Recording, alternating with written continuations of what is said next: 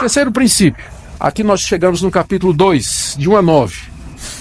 O culto deve ser conduzido por homens capazes, comprometidos e hábeis naquilo que eles fazem. E nessa passagem, de 1 a 9, capítulo 2, Deus se queixa dos sacerdotes que não estavam dando honra ao seu nome.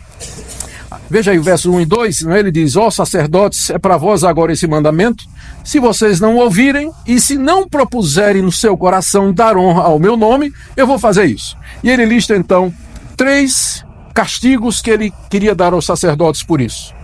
Qual era o problema dos sacerdotes? Que eram responsáveis no Antigo Testamento para conduzir o culto a Deus. Primeiro, eles não estavam examinando os animais que eram trazidos pelo povo e que deveriam ser sacrificados. Era a função deles. O povo trazia os animais, o sacerdote examinava se estava de acordo com os padrões de Deus, e então o animal era oferecido, abatido, segundo o ritual da lei de Moisés, exatamente como Deus havia feito. Os sacerdotes estavam recebendo o que vinha, não é? E oferecendo em cima do altar de Deus. Por isso Deus estava dizendo: estão profanando o meu culto e o meu nome.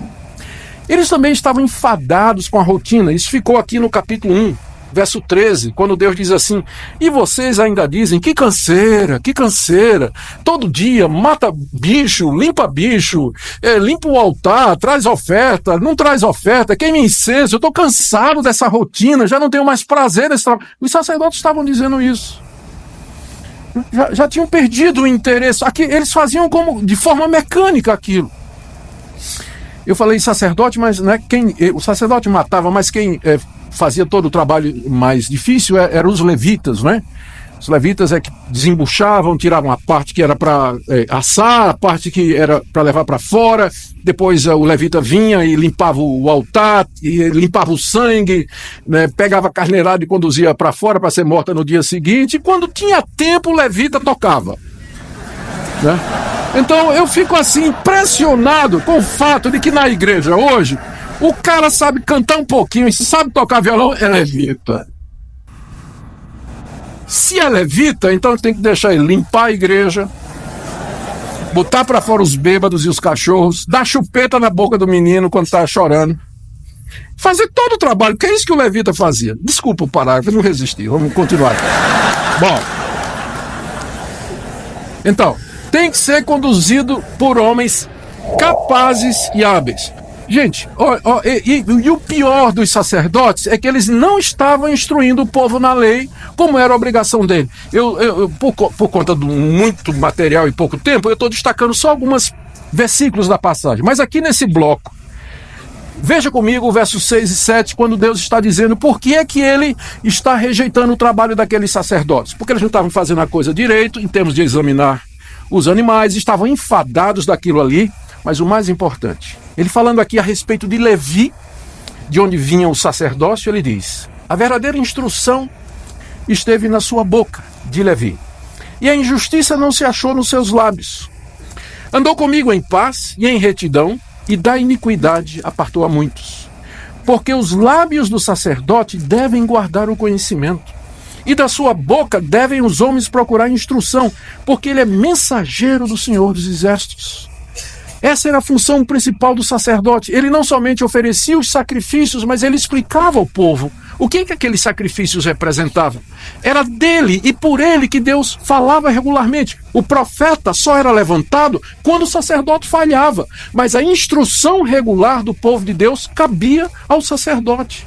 Era da boca do sacerdote que o povo ia buscar a instrução de Deus. Mas olha o verso 8. Mas vós vos tendes desviado do caminho, e por vossa instrução tendes feito tropeçar a muitos. O culto tem que ser guiado e dirigido por homens fiéis, que sejam porta-vozes de Deus, que ensinem a palavra de Deus ao povo, que o façam de todo o coração, que conduzam o povo em adoração, que instruam o povo na palavra de Deus. Sabe o que é que Deus diz que ia fazer com aquele sacerdote? Vamos voltar aqui no verso 3. Ele diz 3 coisas, né? Que vai amaldiçoar as bênçãos, reprovar a descendência, verso 3. E atirarei excremento ao vosso rosto, excremento dos vossos sacrifícios, e para junto deste sereis levados. A Bíblia sempre usa assim umas palavras suaves, né? Quando a gente sabe que no hebraico é bem mais forte, né? Então, qual era o problema do excremento? Quando o bicho era aberto, né, o excremento, junto com outras coisas, era tirado e levado para fora, porque a lei de Moisés dizia que se alguém tocar em excremento de animal, ele ficava imundo. Então, o imundo não podia entrar no templo. Então, o excremento era levado para fora. O que Deus está dizendo aqui? Está dizendo o seguinte: sabe o que eu vou fazer com vocês? Passar na cara.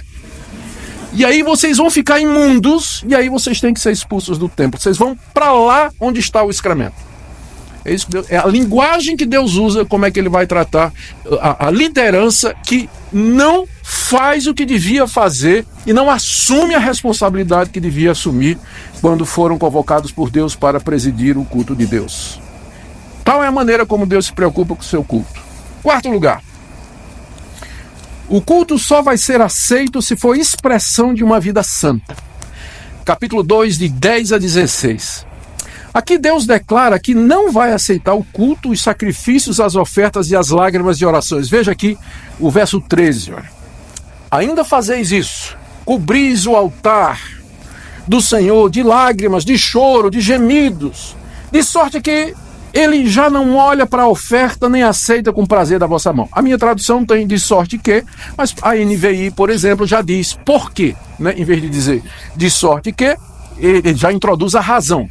Então seria: vocês estão cobrindo o altar de Deus com lágrimas de choro e de gemido. Imagina a situação lá, o povo judeu, né, ele vinha naquela situação, vinha para o culto, aí ficava lá chorando: ó Deus, por que o Senhor não está ouvindo nossa oração, gemendo e tudo mais? E Deus diz que ele não responde porque já não olha para a oferta e nem aceita com prazer a oferta da mão do povo. Ora, o que o povo tinha feito para que Deus não aceitasse a oferta? Primeiro, Deus reclama que eles não trazem. E quando eles trazem, Deus diz que não aceita. Então, qual era o problema? Olha a resposta de Deus. Do verso 10 até o verso 12, o profeta está explicando da parte de Deus que o desprazer de Deus era porque o povo estava profanando a casa do Senhor, trazendo a adoradora de Deus estranho para dentro do templo, o que era proibido. Através dos casamentos mistos, o povo de Deus estava casando com gente que tinha outros deuses, com gente que professava ou seguia falsos deuses, e não faltavam deuses ali naquela terra, deuses pagãos. Eles estavam cercados pelos amonitas, moabitas, filisteus, os sírios, toda aquela turma estava por ali, fenícios, e cada um deles tinha um panteão de deuses. E esse truque era velho, eles tinham sido levados para o cativeiro alguns anos antes, exatamente por isso, porque eles começaram a se misturar com esses povos e trouxeram para dentro de Israel os seus deuses, e uma das maneiras de se misturar era através do casamento. Não foi exatamente essa arma de Balaão contra o povo de Deus? Exatamente isso. Então eles estavam repetindo isso. E aí o resultado, olha, verso 11, olha a queixa de Deus: Judá tem sido desleal, e a abominação se tem cometido em Israel e em Jerusalém, porque Judá profanou o santuário do Senhor, onde o culto era oferecido, o qual ele ama, e se casou com a adoradora de Deus estranho. Então aí o pessoal ia lá, chorava, clamava, levantava um clamor, não é, a Deus, e então Deus: não vou responder não. Ué, por que o Senhor não está aceitando o nosso culto, Deus? Porque vocês não estão mostrando coerência na vida de vocês. Vocês dizem que me adoram, que me amam, que eu sou o único Deus de vocês, mas eu estou introduzindo no meio de vocês outros deuses. Mas não era só. Depois de dizer Deus no verso 13 que ele não ia aceitar, no verso 14 o povo pergunta: por que o Senhor não está aceitando o nosso culto, o nosso gemido e as nossas lágrimas? E a resposta de Deus, que vai do verso 14 ao verso 16, basicamente é o seguinte: porque vocês estão sendo desleais com a mulher da sua mocidade, ou seja, vocês estão cometendo adultério, e vocês estão se separando e repudiando as mulheres de vocês sem motivo nenhum. Está aí no verso 14. Porque o Senhor foi testemunha da aliança entre ti e a mulher da tua mocidade, com a qual tu fostes desleal. E aí, no verso final do verso 15, Deus diz: portanto, cuidai de vós mesmos e ninguém seja infiel com a mulher da sua mocidade. E no verso 16, porque o Senhor Deus de Israel diz que odeia o repúdio, e também aquele que cobre de violência as suas vestes. Essa é a razão pela qual Deus não estava aceitando o culto. Porque o povo dizia uma coisa, mas vivia outra. Ou seja, aqui nós vemos a conexão entre a nossa vida e o culto. Pastor, mas isso é coisa do Antigo Testamento. Será? O que Jesus disse que nós devíamos fazer ao trazermos diante do altar a oferta e lembrarmos que o irmão tem alguma coisa contra nós? O que ele mandou a gente fazer? O que o apóstolo Paulo ensinou sobre aqueles que se aproximam da ceia do Senhor e que não são dignos de participar da ceia do Senhor, que não estão preparados para participar da ceia do Senhor? Será que a relação entre vida e culto é só no Antigo Testamento? É claro que não. No Novo Testamento também.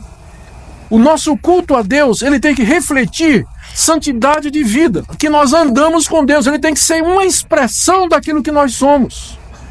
Senão nós vamos receber de Deus exatamente a mesma coisa. Você pode gritar, você pode chorar, cobrir de gemido, orar no monte e fazer campanha, fazer o que quiser. Mas se não colocar a vida em ordem diante de Deus, ele não vai aceitar não. Esse é um princípio em toda a Escritura, não é só no Antigo Testamento não. Quinto, precisamos de purificação então para cultuar a Deus. Capítulo 2, 17, até o capítulo 3, verso 5. Olha a queixa de Deus aí no verso 17.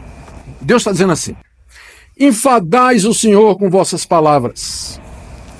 Ou seja, Deus dizendo assim: eu estou aqui no culto com vocês, mas eu estou enfadado. Geralmente é o contrário, né? É o povo que fica assim, ó. Pastor pregando e o povo enfadado, né? Agora imagina o contrário, os israelitas lá fazendo o culto e Deus, ó. Não é isso aqui? Vocês estão me enfadando. Eu estou enfadado com o culto de vocês. Quando é que vai terminar? Por favor. O que levou Deus a ficar... O que leva Deus a ficar enfadado com o culto? Aqui no caso, é por conta da atitude do povo. O povo estava questionando a Deus do tipo assim, ó, está no verso 17. O povo pergunta: em que nós estamos enfadando o Senhor? Resposta de Deus: nisso que vocês estão pensando. Qualquer que faz o mal passa por bom aos olhos do Senhor, e desses é que ele se agrada.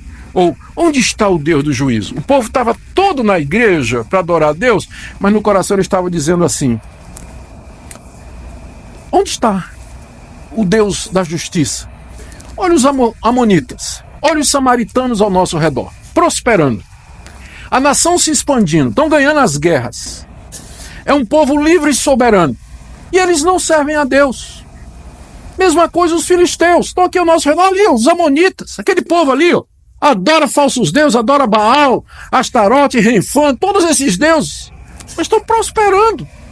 E nós que servimos ao Deus verdadeiro, estamos aqui. Somos vassalos do império, pagamos tributo, situação financeira apertada, coisa está difícil. Cadê o Deus da justiça? Por que Deus não destrói esses povos e nos faz prosperar e nos exalta? Então o povo estava ali no culto, mas o coração do povo estava nisso, questionando a justiça de Deus. Olha a resposta de Deus: tá bem, vocês querem justiça? Eu vou fazer, mas eu vou começar com vocês.